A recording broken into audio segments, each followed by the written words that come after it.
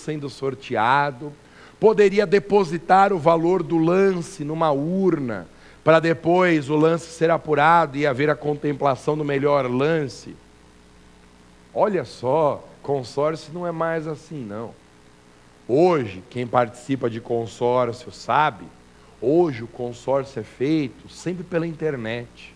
Você entra no site da empresa de consórcio, digita lá o número do grupo, o número da cota e uma senha, você pode dar o lance. Você pode dar o lance pela internet. O pregão eletrônico é assim. No pregão eletrônico, as mais importantes etapas do procedimento são feitas como nesse consórcio moderno.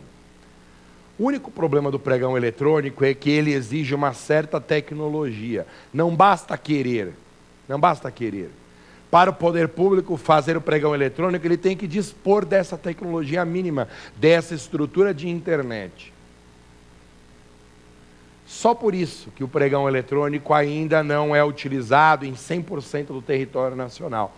No âmbito dos municípios, por exemplo, são poucos os municípios que já dispõem de tecnologia capaz de hospedar esse procedimento eletrônico do pregão. Daí ser essa a justificativa mais comum para o não uso do pregão eletrônico, a falta de disponibilidade da tecnologia necessária para a realização do procedimento. Mas, fechando a resposta da minha querida telespectadora, não esqueça, o pregão eletrônico é uma modalidade de licitação com o uso de apoios de internet, com o procedimento baseado em tecnologia de internet, cujo uso é preferencial no âmbito das contratações federais, de modo que a autoridade que não empregar o pregão eletrônico terá que justificar por escrito por quê utilizou o pregão presencial. Maravilha? Vamos à segunda pergunta de hoje. Na tela, pro Mazinho. Professor, objetos de alta complexidade podem ser licitados em pregão? Que pergunta importante essa. Essa é importante porque já caiu várias vezes no exame de ordem.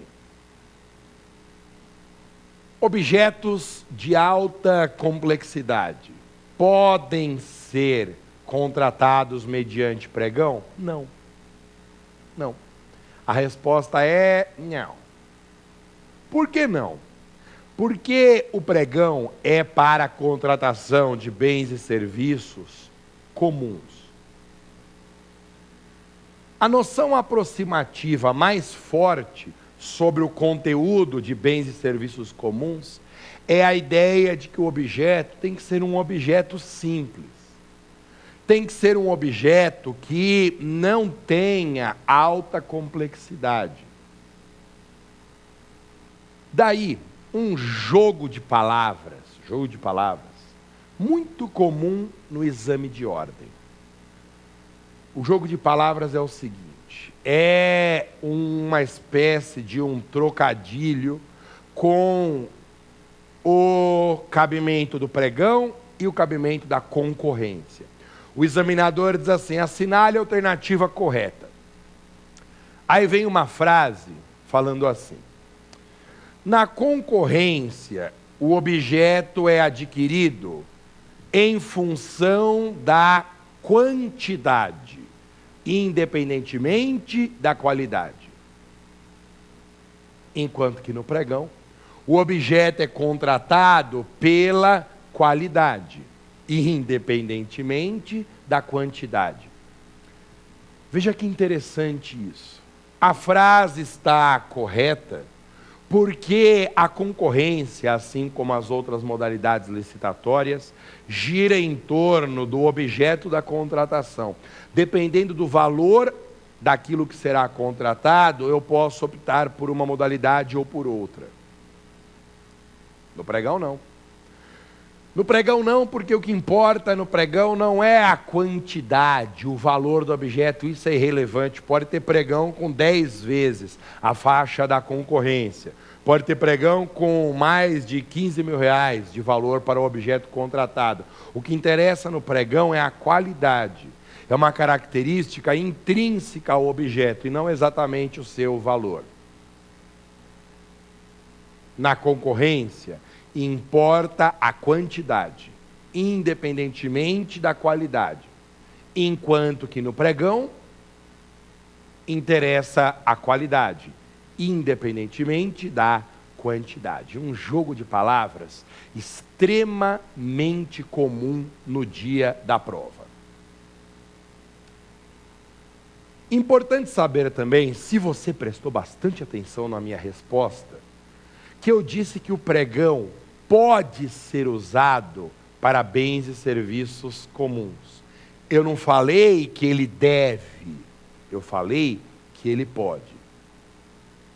Sabe por quê? Porque o uso do pregão é facultativo.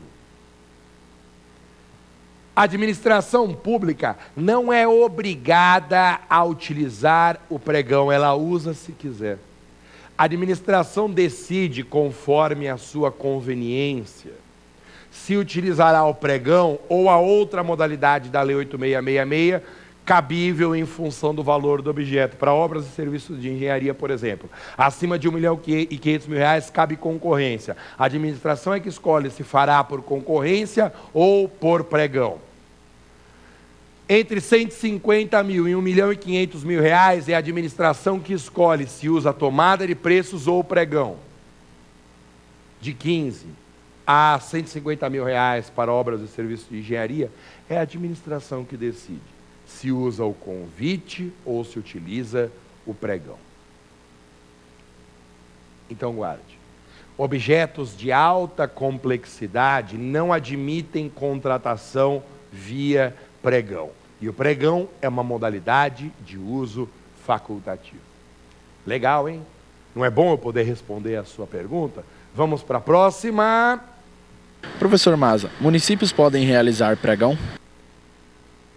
Prestou atenção na pergunta, né? Municípios podem realizar pregão?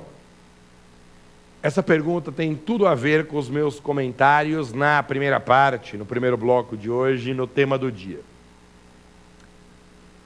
Como eu havia explicado na primeira parte do programa de hoje, quando o pregão nasceu no Brasil, ele era uma modalidade destinada exclusivamente ao uso no âmbito federal. União, seus ministérios, administração direta e pessoas da administração indireta federal. Aí foi promulgada a Lei 10.520 e com a lei do pregão, a Lei 10.520, mudou essa realidade. Hoje, qualquer entidade federativa e qualquer entidade da administração pública indireta podem contratar por meio de pregão. Não há mais restrição quanto ao nível federativo. O pregão é uma modalidade cabível para qualquer esfera de governo. Vamos para a próxima pergunta na tela. Professor Maza, o senhor poderia resumir o procedimento do pregão? Vamos lá. Ótima oportunidade para eu resumir quais são as sequências de acontecimentos no procedimento do pregão.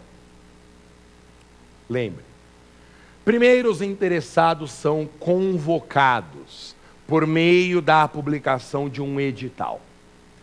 Os interessados são convocados e comparecem em uma sessão na presença de todos os outros participantes.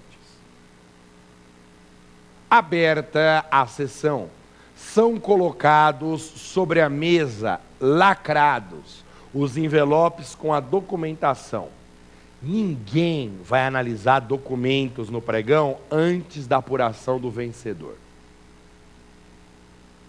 Aí, são abertos os envelopes de propostas. Abertos os envelopes de propostas. E na frente de todos, o pregoeiro que é o servidor público encarregado de dirigir o procedimento do pregão. O pregoeiro vai ler as propostas e colocar em uma ordem classificatória, usando como critério predominante o preço mais